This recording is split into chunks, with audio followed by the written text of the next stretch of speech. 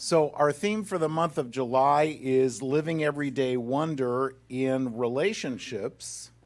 And the topic for today is you and I are we, and I add love as an action word, not just what you say, but also what you do. So I'm glad you're with me this morning to talk about that. Dealing with those people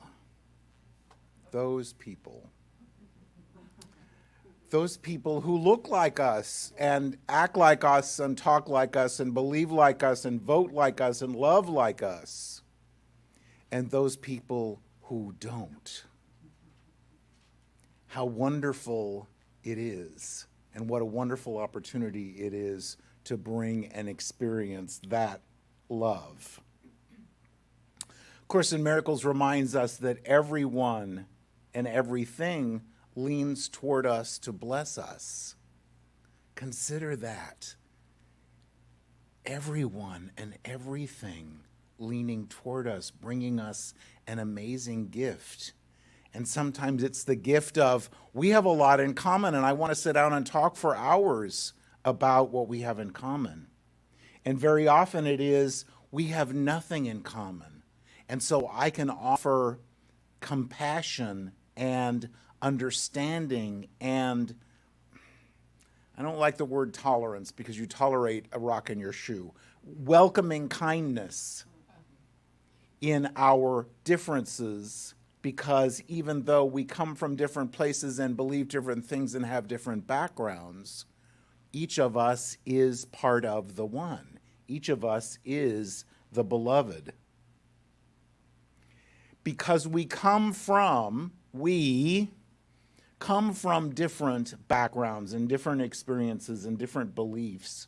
If you've ever been in I don't know how to verbalize, I guess a primary relationship, so someone very close to you, either a best friend or a romantic relationship, you enter that person's family.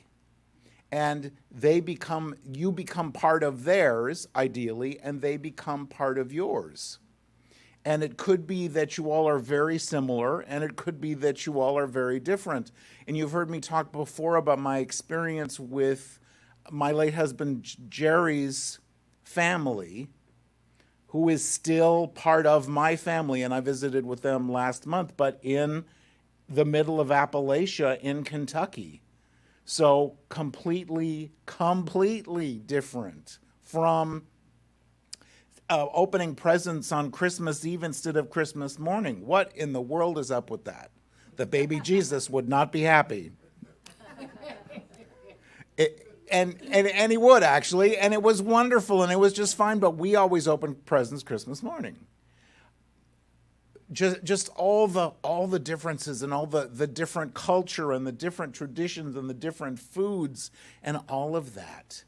And how wonderful it is when we open our minds and our hearts into that experience. That's why travel is so wonderful, because, as you probably know, there's a big wide world out there outside of 91942, outside of La Mesa. There's outside of San Diego, outside of California, outside of America. There's a big wide world out there, and it's amazingly different and amazingly wonderful. And how great it is when we have the opportunity to experience that. Because the truth is, we have way more in common than we think we do. Because at the end of the day, everyone just wants to love and be loved, to have enough to feel safe. That's what I want. That's what you want. That's what the person walking down the street in this moment in London, England, or Bangladesh, or any place you can imagine, that's all they want. We go about it in different ways, but at the end of the day, that's what we're looking for, is to love and be loved, to have enough, and to feel safe. So what brings us and keeps us together is love. Do you hear Captain and Tennille singing in the background? Remember, love will keep us together? Yeah, that at the risk of dating myself. Thank you all for remembering that song, whether you do or not. I appreciate that very much. But haven't heard it in a long time, but love will keep us together. We remember the words of Corinthians 13 that the greatest of these is love. But I suggest that love coming from the heart, again, is not just what you feel, it's also what you do. Love invites, encourages, and even challenges us to offer courage, restraint, generosity, tolerance, and welcoming kindness rather than tolerance, and forgiveness to ourselves as well as to others. So it's a doing, not just a being. So in this month of July, when we remember the 4th of July and our freedoms and our independence, I'd like to share some thoughts on the freedoms that we have to love coming from these different areas and these different places. So starting with finding my clicker. We are free to offer forgiveness, not just as an event, but also as a process. We've been having amazing conversations and amazing discussions and insights on Tuesday nights in this very room and also on Zoom in our classes, and we've talked about everything. Already in 2 weeks, it feels like we've talked about everything, and there's so much more to talk about. But we've talked about forgiveness and it being a process, not an event, and getting away from, and you might feel this way, and I've come a long way in my perception of forgiveness, but I used to think, well, you just wave the magic wand and they're forgiven. Not really. You might try to do that, but it takes more than that. It takes more than that. And it takes as long as it takes, and how important it is for us to recognize that and love ourselves through, as we love the other person through that experience. One of my favorite books, I think probably my favorite book at the top of the list, is the title is Forgiveness and Other Acts of Love by Stephanie Dowrick. Back in the day when I used to travel for business, when I'd land in Buffalo or Atlanta or wherever it was, after I got the rental car, my first stop would be Borders or Barnes & Noble, because I love books. I love books. And I would always go through the self-help and the new thought sections, because in different parts of the country, the stores had different selections. And so I would find these amazing books that I could never find in San Diego and bring them home and use them for Sunday talks. And it just worked out fantastically. And one of them was this book by Stephanie Dowrick, who has published 4 or 5 different books, and she lives in New Zealand. So love this book, and I have some quotes for you this morning, but really quickly,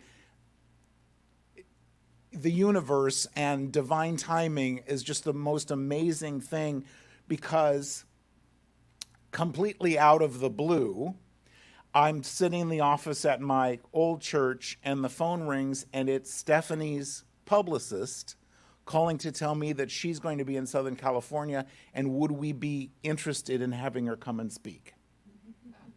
Oh my God, literally. So after I picked myself up off the floor, I said, of course. So to make a long story even longer, she came to Southern California. We had dinner. We had spent time together. She was so amazing and so gracious. So just absolutely the greatest lady, wonderful lady. So talking about forgiveness. And she writes, "You may not recognize forgiveness even when you've experienced it, for what we are seeking to know better is subtle, difficult to define, multi-layered, and contains an element of magic." Wouldn't you say? Forgiveness? Absolutely. You will, however, feel it in your body. Something, very nearly a thing, has left you. You're no longer carrying the load you were. You have put it down. Anger may have given way to sorrow or regret. Rage may have flattened out into indifference or pity. Into what seemed black and white has crept a little gray. Hasn't that been, we carry this hurt, this anger, this whatever it is, but we're willing to begin to think about the possibility of forgiving. And so we do our inner work, we do our awareness, we do our meditations and our spiritual mind treatment. And after a while, it just begins to lighten the slightest bit. And then all of a sudden, that 150 pounds that we'd been carrying, we're not carrying anymore because we've forgiven. That is absolutely an act of love. It is not, however, forgetting. And I shared this on Tuesday night. This is from the book, The Process of Forgiveness by William Manager. He writes, "Forgiveness is not forgetting. The admonition to forgive and forget is often not possible. Indeed, true forgiveness is just the opposite. It's mindfulness and awareness of what has happened and of its true value in your life. At times we refuse to forgive because we think this means we have to bury some past painful event or at least pretend that it never happened. Forgiveness is not forgetting. We remember the pain and will always bear the scar of a past hurt. Forgetfulness is possible, but only in the sense that the pain that once controlled and ruled over us does so no longer. We learn from the past." Interesting concept, because how often do we hear, forgive and forget? Well, no, I can't, and potentially we shouldn't, because there were lessons and there's value that experience brought to us that we are in the process of forgiving. So I'm free to forgive. I'm free to offer generosity. Yes. And I would suggest of pocket, of spirit, and of grace. Generosity of pocket or money, of spirit, and of grace.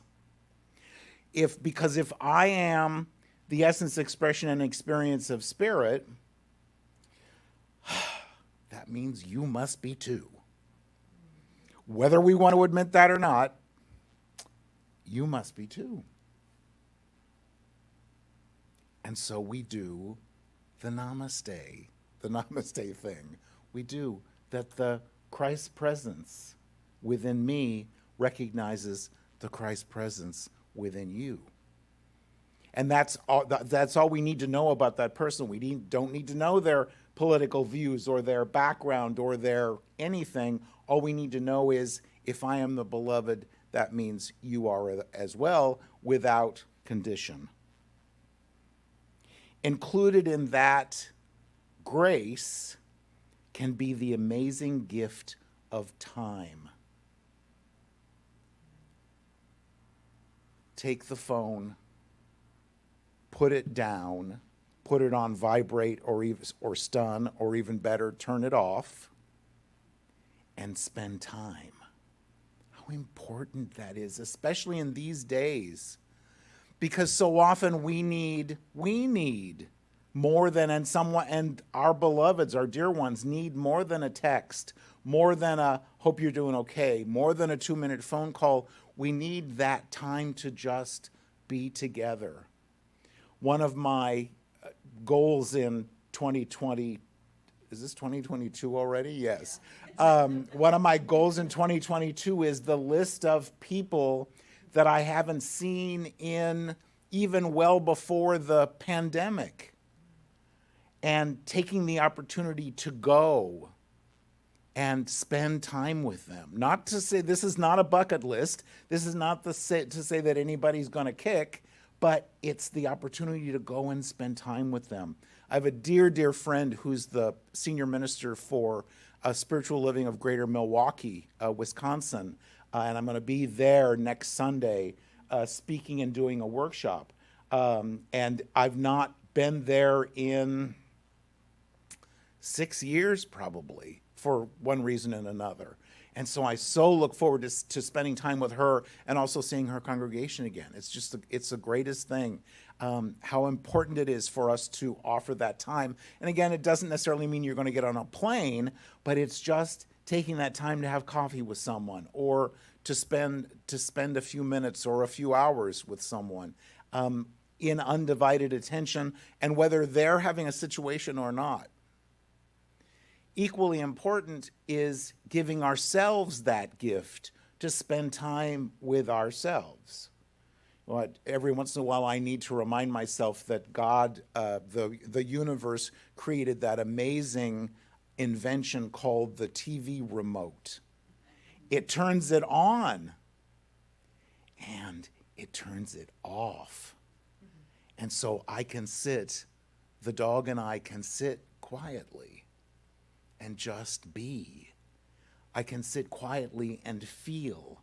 I can sit quietly and experience whatever that is, and allow the wisdom that Spirit has for me to come in the peace and the quiet, not drowned out by the Golden Girls or the news or whatever it is, but to spend that time with and for myself as well as for others. Generosity of recognizing that I don't have any concept of what your life has been, but I can still offer you that compassion and that love and that empathy, because we don't know. We're doing pretty well in Southern California in July, and doing pretty well, and we don't have a concept very often of someone else's life, but we can still offer that empathy and that unconditional love and compassion to them, even though I don't understand. Stephanie writes about generosity as an act of love. Every act of generosity, the willing giving of your time, interest, concern, care, understanding, humor, loyalty, and honesty, expresses and nourishes love. And every missed opportunity to be generous erodes your experience of love, connectedness, and spirit. In giving, it rarely matters whether the love that is expressed is personal or impersonal. Giving to someone you know is wonderful. It can intensify your feeling of connection with that person and your appreciation of them. But giving to someone you don't know may be less immediately rewarding, but it expresses your awareness that other lives matter, and that the extent to which they matter is not determined only by their proximity or usefulness to you or your intimacy with them. So we have a lot of unhoused people in San Diego, in the area, and we have a lot in downtown San Diego. And so there was this man that I'm pulling into the parking garage at work, and I get out of my car and he starts to talk to me, and my first thought is, well, let me just get in here because I'm not sure about you. But I stopped, and how are you, sir? And we just talked for a couple of minutes, and how important that is, because we're recognizing that this is a human being. This is the beloved of God, and as am I. And so I'm sharing just a minute or two of my incredibly important schedule with this beloved of God. Don't know if it touched him or not, but it certainly touched me. So we are free to offer forgiveness, generosity, and courage. It takes courage to speak our truth. It takes courage to say to feel what we feel, to not cover our grief. And we've talked about this before with toxic positivity and spiritual bypass. That, no, my heart is breaking. I am in grief. I am in loss. I am in terrible pain, but it's all good. It's all in divine order. Everything is as it should be. You know, those platitudes that we say to ourselves. And all of those are absolutely the truth. But the fact is, we might be in terrible pain. For us to, I'm going to step up on my soapbox here for just a second. For I believe that for New Thought to continue to grow and expand, it's so important for us to meet us where we are. And that's in this thing called life, this experience of grief and of loss and all the rest of that. Week after next, I will be in Chicago for the INTA, the International New Thought Alliance Congress. This is an annual event, and they've invited the leaders of all the different major New Thought organizations to come and do a panel discussion and also do a workshop. Well, never let it be said that I don't take the opportunity to run my mouth when it's given. So I'm going as the president of Anton, and I'm doing my workshop about grief and about, thank you. I am so excited because we don't talk about this. In New Thought, we don't talk about these life experiences. And so someone comes through the door and their hearts are breaking, and we say, well, it's all in divine order. Everything is as it should be. It's all good. And they go out more hurt than they were before because we refuse to listen to them. So I won't see you for a couple of weeks, but that's where I'll be next week in Chicago. Just so incredibly excited. But it takes courage to recognize that we're in pain. It takes courage to recognize that we need to feel what we feel. It takes courage to say, yes, I want to do that. It takes courage to say, no, I don't want to do that.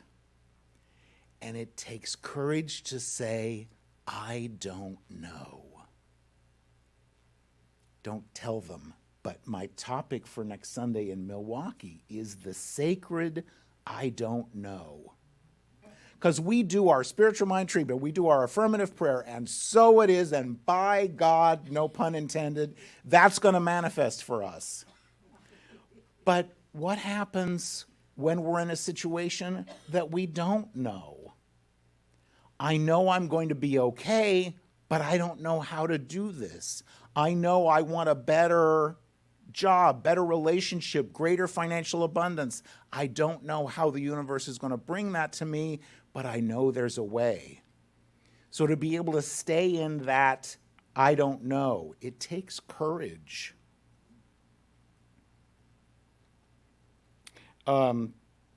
Stephanie writes about that. It takes courage to wake up to how mysterious and profound life is and not to avoid, deny, scorn, or repress what doesn't easily fit into our worldview. It takes courage to know how wrong we can be and allow our minds to be changed as well as broadened. Courage can be admired from any distance, but it can be discovered only through experience. Courage can be patient, a silent tenant in your heart that doesn't stir until it's needed, but that's only one face of courage. It is also energetic, daring, playful, imaginative, and creative. No work of art is created without it. No feat of invention or exploration, no sporting success, no justly negotiated settlement. So we are free to be and offer and share courage. And we are free to be ourselves. We talked about this a couple of months ago, that as the beloved, I'm not, and I'll quote what I quoted before, I'm not beautiful like you. I'm beautiful like me. great wisdom from the gift shop at Cracker Barrel in Las Vegas, of all places. I found this plaque that's at home on my wall. I mean, wisdom comes from surprising and wonderful places. But it's the God's truth, literally, that each of us bring the most amazing beauty and wisdom and experience and passion and possibility and talent. And as we recognize that in ourselves, we have the freedom to recognize that in ourselves as well as in others. Course in Miracles says, God himself is incomplete without you. Wow. Without that other person. With that person that we completely disagree with. That person is part of the body of the beloved.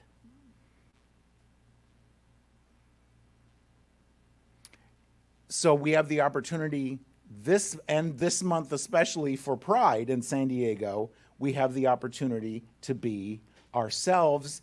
And as we do that, and no matter your sexual orientation, we have the opportunity to be who we are.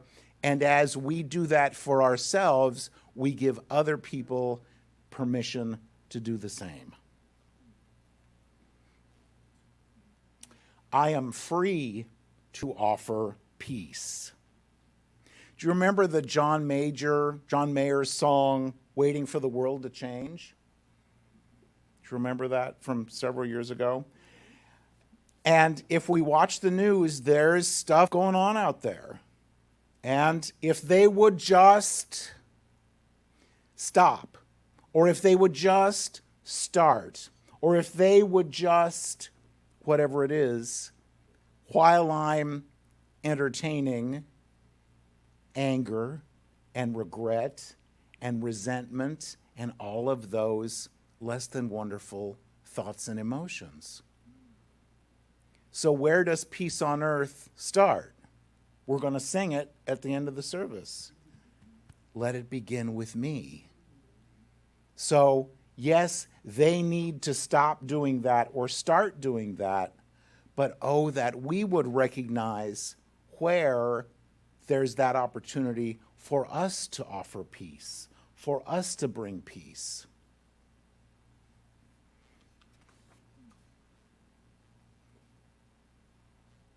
I am free to question. Why does this bug me so much? And I don't know about you, but I'm continuing to do more of that because there's a situation and I'm getting really hurt or really upset or really whatever. Why? Why? What's going on here? Why does this bother you so much? And so I'm consciously starting to question more. And if you've ever started a new relationship, and we talked about this on Tuesday night with someone with rules not like yours, rules like being on time, rules like just whatever the case might be, and you start to get really upset and really hurt, and what does this mean, and on and on and on. And then at some point, ideally sooner rather than later, you get the thought, why is this bothering you so much? And then decide, is this worth fighting about? Is this worth being upset about? Or, again, quoting Course in Miracles, I could see peace instead of this. And just pull yourself back, pull yourself back, pull yourself back. Why isn't this? So we do our spiritual mind treatment, our affirmative prayer, and we say, and so it is. And we absolutely know that it's going to happen.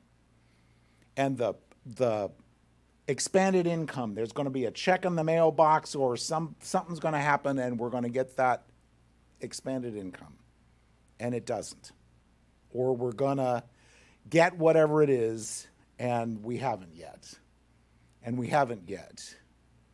We are free to question, and I'm quoting Edwene Gaines, what must I change about myself in order to receive this? because it's so important to recognize that we're not talking God into doing anything. So if it's not happening, what do I believe about this? What's my level of difficulty here that I'm assigning the universe? Boy, this is heavy lifting. I know it's going to take you some time, so do the best you can. Or are we recognizing that life always says yes to us? So we're free to question, what do I believe about this, and what do I need to change in order for that to happen? I'm free to allow. Okay. Whatever it is, I get really upset about this, or, okay. We are free to just allow. Much of our suffering comes from the place of how it should be as compared to how it is. And so how often do we should on ourselves as well as on everyone else and life in general? Or we could just allow our good to come to us however it comes. Allow the universe to do what it does. And finally, I am free to offer compassion and unconditional love to myself and others through forgiveness, generosity, courage, being myself, peace, questioning, and allowing, but with wisdom and discernment. So recognizing what's true for us, recognizing what's acceptable and what we can allow and what we can't. Remember 1 Corinthians 13, the greatest of these is love, but also as an action, as something to do, not just to feel and to be. How important it is through all of this to also remember Jesus was asked, what's the greatest commandment? And he said to love the Lord your God, love the Lord your God with all your heart, soul, and mind. And the second one is equally important, to love your neighbor as yourself. So recognize as we're dealing with love for others, how important it is to recognize that and feel that and act on that love that we have for ourselves.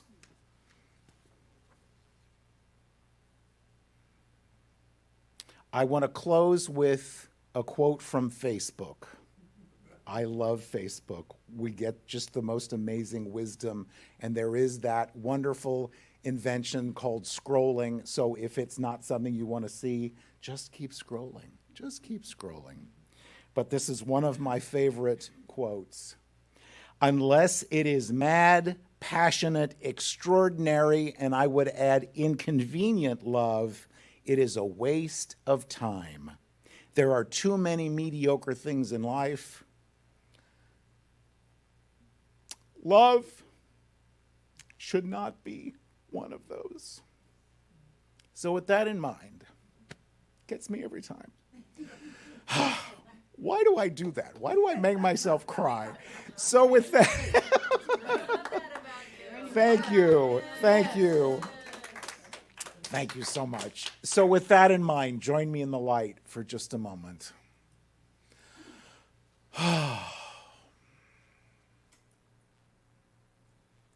And in the peace and the quiet of this moment, we bask, we luxuriate in this experience of passionate, joyful, unconditional love.